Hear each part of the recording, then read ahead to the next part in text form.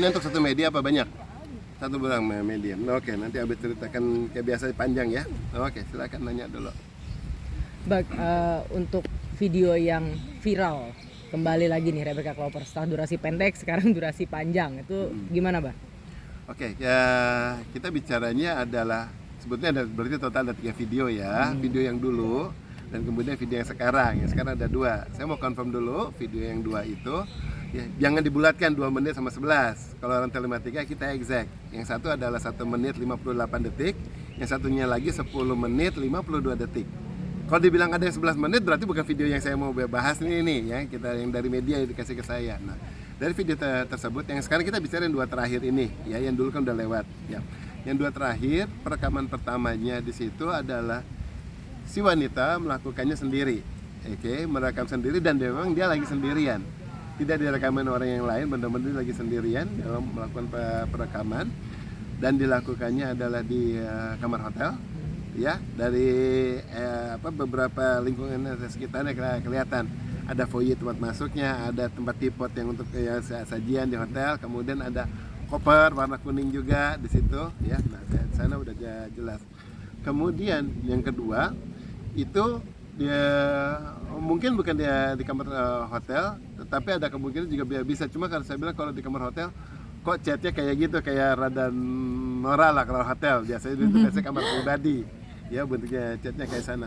Ya saya nggak pernah lihat objek, selalu lebih baik lihat sekitarnya ya kan, untuk melihat kepastian. Nah kemudian dari yang kalau yang kedua dengan si pasangannya itu ya dilakukan perekaman, dan ini pasangannya merekam bukan dengan hidden cam.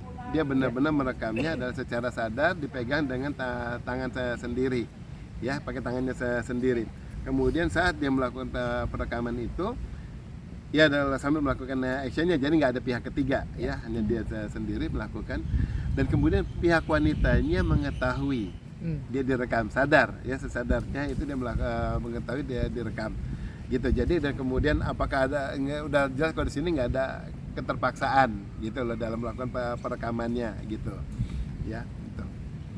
Nah dari situ apakah itu betul Bah untuk artis Rebecca Clover, betul? Oke, biasanya kalau ada analisa orang bilang kemudian ada yang mirip apa kayak gimana ya.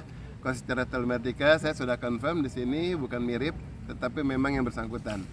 Langsung aja, kalau telematika kita nggak ada kemiripan, kita hanya adalah exactly that person or not, dan kemudian apakah itu ada editan atau tidak ya.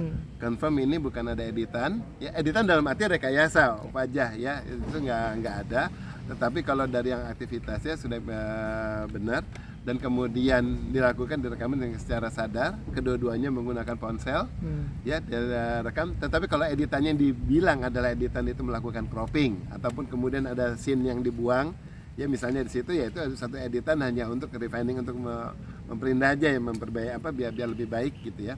Cuma sekarang juga kita harus lihat yang namanya editan tujuannya apa ya. Apabila dibilang untuk menutup objek tertentu ya nggak ada, kelihatannya semua udah jelas ya. Dan kemudian kalau dibilang mungkin angka untuk biar misalnya diedit lebih kecil agar misalnya videonya dikompres biar nggak terlalu besar, lebih mudah disebar, itu bisa saja, itu juga melakukan editan. Tetapi bukan editan yang dalam konteks adalah apakah terjadi rekayasa atau tidak, itu nggak ada gitu.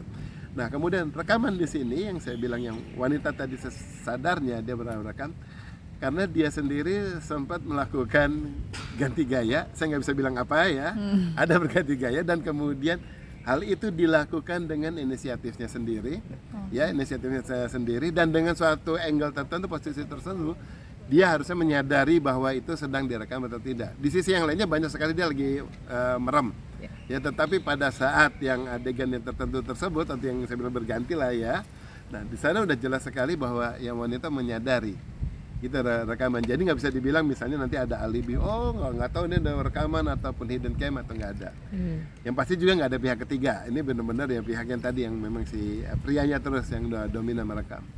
Nah Bah, dari mungkin dari mana Abah bisa tahu kalau misalnya itu memang tidak rekayasa dari sisi muka tadi, kemudian mungkin ya sosok perempuan itu gitu? Oke. Era sekarang orang sangat mudah beralibi untuk AI. Ya langsung dibilang wah ini artificial intelligence. Nah sekarang kan udah video editannya sudah banyak. Iya, dan saya bahkan mempelajari banyak sekali soal AI. AI baik sekedar fotografi maupun videografi, semuanya yang bersifatnya tagaf, teks, animasi, grafik, audio, video.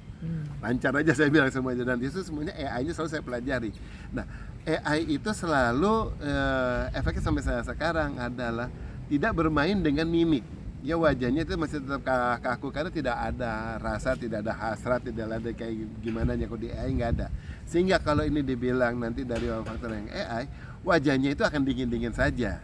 Kalau AI ya, tetapi kalau wajahnya di sini kelihatan lah, saya nggak bisa bilang wajahnya bla bla bla gimana ya. Mengeluarkan ekspresi ya. Intinya ya, Pak. Ekspresi di sini itu jelas bukan sesuatu yang AI ya, dari itu. Kemudian yang ciri juga yang saya bilang saya confirm adalah anggota tubuh, dalam arti ciri tubuh. Ya, ada 2 ciri tubuh yang exact yang ada di si wanita, itu ada di kedua video ini, baik yang sedang melakukan sendirian ataupun kemudian yang dengan pasangannya. Ya, semua area tersebut ada, gitu loh. Maksudnya secara visual rekaman pas ke area yang anggota tubuh yang ada, biasanya ciri tubuh itu ada. Ya, dan ini tidak perlu saya ungkapkan kepada publik, ini baru bisa dipertanggungjawabkan nanti ya, dipertanggungjawabkan secara hukum kalau orang hukum demi hukum. Pada saat itu memang untuk pembuktian ataupun apa sesah apakah itu yang bersangkutan atau tidak. Nah, itu baru pembuktian ke arah sana lah. Tapi kalau pada mediasi ya harusnya tinggal percayalah ya, kalau sudah saya bilang ini exact dan kemudian memang udah sampai melihat ke area-area tersebut, itu udah benar yang bersangkutan. Nah, tapi dari mata seorang telematika terkait penyebarannya sendiri itu seperti apa sih? Bahkan maksudnya pasti berdampak ya, kemudian sudah sampai luas gitu. Kenapa bisa mungkin terjadi lagi gitu? Gimana tuh? Oke, kita melihatnya di sini. Jadi kalau adanya suatu dampak, itu adalah suatu dampak umum. Yang bertanggung jawab terhadap dampak adalah si penyebar, bukan pengungkap yang kayak kita yang lagi mengulas di sini ya. Si penyebar bagaimana dia mengulas kembali, mengungkap kembali sesuatu yang sudah misalnya mereda. Nah, ini tentu satu ada motif yang bersangkutan yang tahu, misalnya apakah ada tujuan-tujuan tertentu, apakah ada tujuan politik memojokkan pihak keluarga dari si pria. Ya, kemudian kalau memang iya, kenapa yang sekarang seperti ini? Tidak ada kaitannya ya dengan si pria, lebih nggak ada. Tetapi akan nanti bisa terungkap dan terbukti bahwa ini si pria terlibat atau tidak. Itu sifatnya nanti adalah melakukan pengakuan.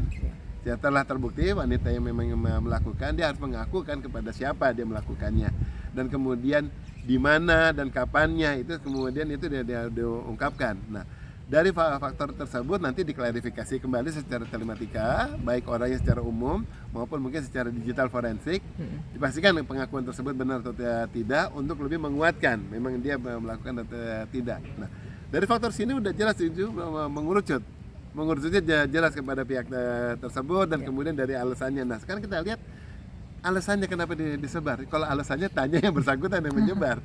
Tapi kalau kita lihat dari sisi motif, nah motif ini nih, apa ya motifnya?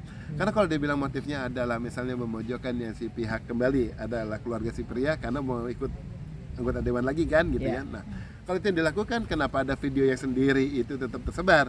Karena tidak sama sekali tidak ada kaitannya. Itu adalah hanya video sendiri, itu video pribadi.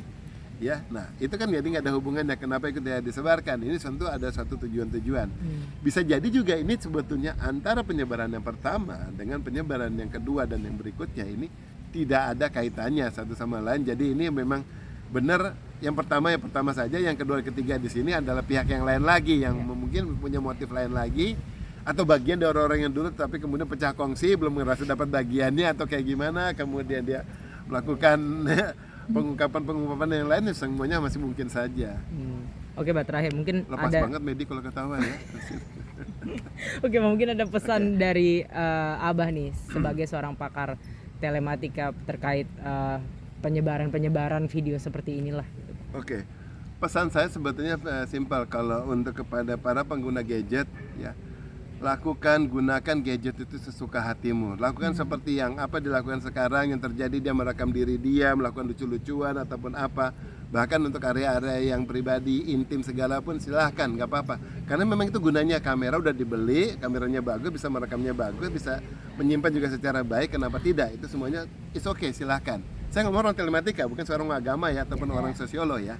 Kemudian perekaman saat ada melakukan hubungan bla bla bla gitu kan, kemudian dia direkam juga dengan sudut apapun, di gaya apapun, direkam, silahkan lakukan, karena rekaman tersebut memang bisa membuat jadi bagus rekamannya, jadi bikin terkesan atau membuat seseorang jadi semakin suka, tergairah. Kalau suatu saat ingin lagi gimana, tinggal ngeliat video, itu normal-normal saja. Tetapi pertama adalah lakukan hal tersebut dengan persetujuan si pihak yang siapapun yang ada di sana. Kemudian dengan persetujuan si yang punya rekamannya, perangkatnya. Dan kemudian dengan persetujuan dengan apapun yang dilakukan. Jadi nggak ada yang dipotong, ada yang gimana, kemudian tidak ada yang dilakukan editan. Tetapi yang saya bilang semuanya terserah, ada yang saya bilang harus saya wanti-wanti. Ingat, konten kalau kita bisa lihat sendiri, berarti juga bisa dilihat orang lain. Dengan ataupun tanpa sepengetahuan kita. Nah, kalau Anda mau siapapun masyarakat, kalau ingin menyimpan konten di sini untuk yang kayak gitu, silahkan lakukan. Seperti saya bilang, itu hak Anda, ponsel Anda. Tetapi siaplah bahwa kalau itu tersebar, ya udah risikonya juga risiko Anda. Jangan salahkan yang melakukan penyebaran. Yang melakukan penyebaran memang dia akan terkena Undang-Undang ITE pasal 27 ayat 1, udah sangat confirm ya, pengembangan konten asusila. Tetapi dari sisi lainnya, siapa pelakunya, kapan dilakukannya, dan lain sebagainya, impact-nya itu banyak ke undang-undang yang lain juga, yang saya nggak mau ikut campur di sana. Nah, risiko dan kerugian jauh lebih banyak di sana, sementara itu juga tidak akan pernah hilang seumur hidup, sampai seinsafnya kita apapun, dan kemudian akhirnya sudah dewasa, udah jadi tua, gimana rekaman masa muda ini, rekaman yang kayak gini akan tetap ada dan akan tetap tersebar. Siap nggak sama risiko tersebut? Nah, kalau tidak siap sama risiko tersebut, apapun sesuatu yang sifatnya sebenarnya hal pribadi, lebih baik ya sudah, jangan direkam, walaupun memang Anda punya hak untuk melakukan itu. Oke.